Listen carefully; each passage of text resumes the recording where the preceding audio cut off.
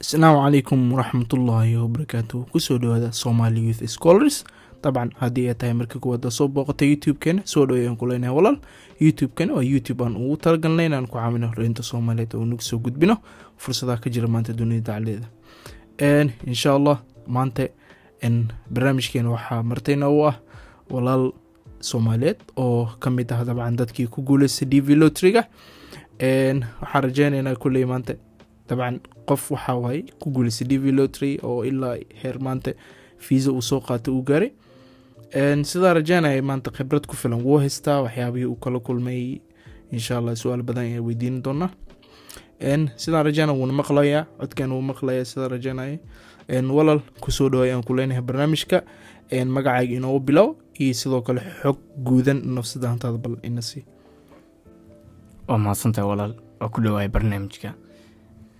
waa anigoo ah magacayga Ibraahim Cali Maxamed ku dhashay magaalada Boosaaso kusoo barbaaray magaalada Boosaaso.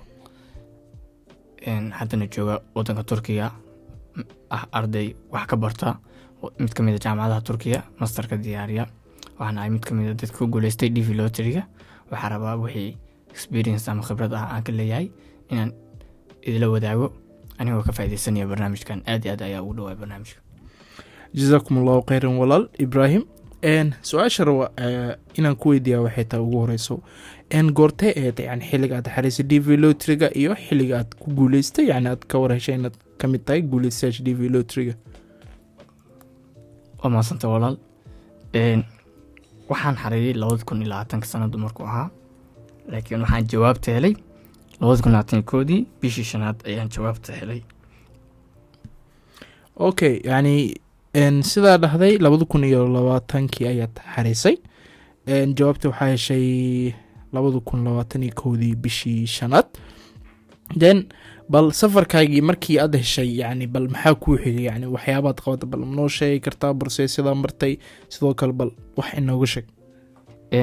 markii aan helay jawaabta inaan ku guuleystay alla mahadi kadib waxaan buuxiyey form la yiraahdo DS 260. formkaas ayaa buuxiyey. sidoo kale waxaan helay email ah ay iga codsanayeen inaan usoo diro supporting document wax la yiraahdo. waa u diray oo waa u diyaariyey waan u diray kadib waxaan isku diyaariyey interviewgii. Ibrahim bal goortee ahayd yani xilliga aad heshay yani email sida rajana email ay ku soo direen yani dabcan oo ah interview xilliga galle. sidoo kale intee ku gashay interviewgaagii bal wax inooga sheegi kartaa xog bal iyo. waa mahadsantahay walaal. waa su'aal fiican.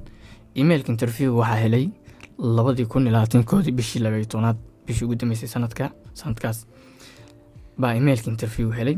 laakiin sida caadada ahayd waxaan galay 2022 bishii koowaad ayaan galay. markii taariikhda ahayd sanadka 2022 bishii ugu horeysay ayaan galay.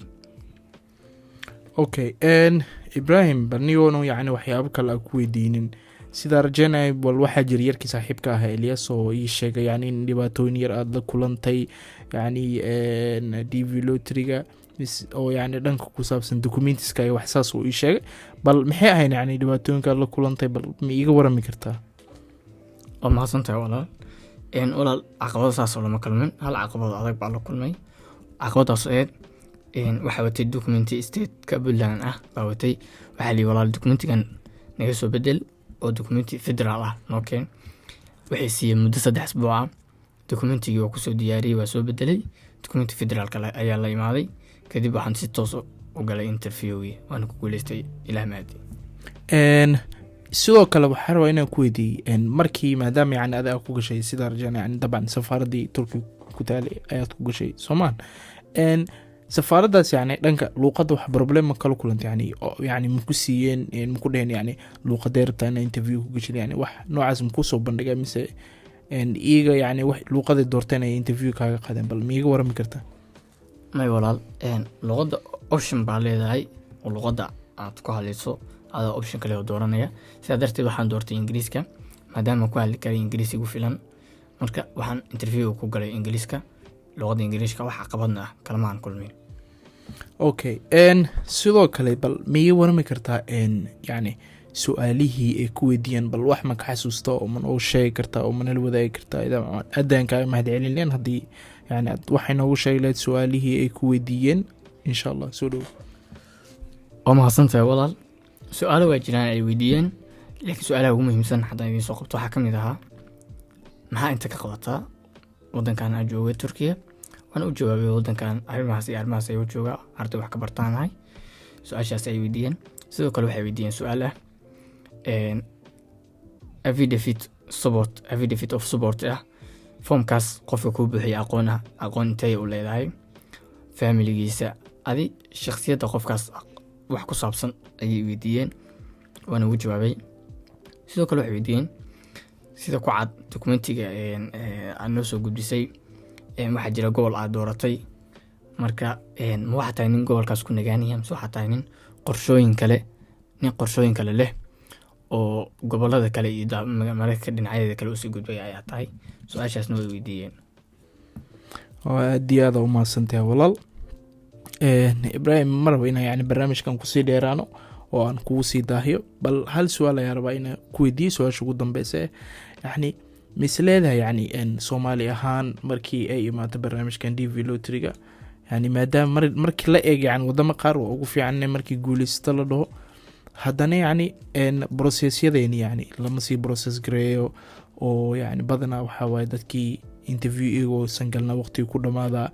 yani misleeda yani waxyaabo caqabad ayaa jira yani anaga nagu sababa yani arrintan inay nagu dhacdeen. misleeda yani wax fikrad misleeda ma ka haysta? aad iyo aad ayaa u mahadsantahay walaal. waa su-aal aad iyo aad u muhiim ah. waxaan rajeynayaa in dadka fideoga dhegeysanaya su-aashan ay aad iyo aad u daneynayeen. walaal waxaa jira caqabad ay kaga duwan yihiin ummadaha kale ama wadamada kale dad ka socda. dadka Soomaalida waxay ka been sheegaan dokumentiyada ay buuxinayaan, ayay ka been sheegaan.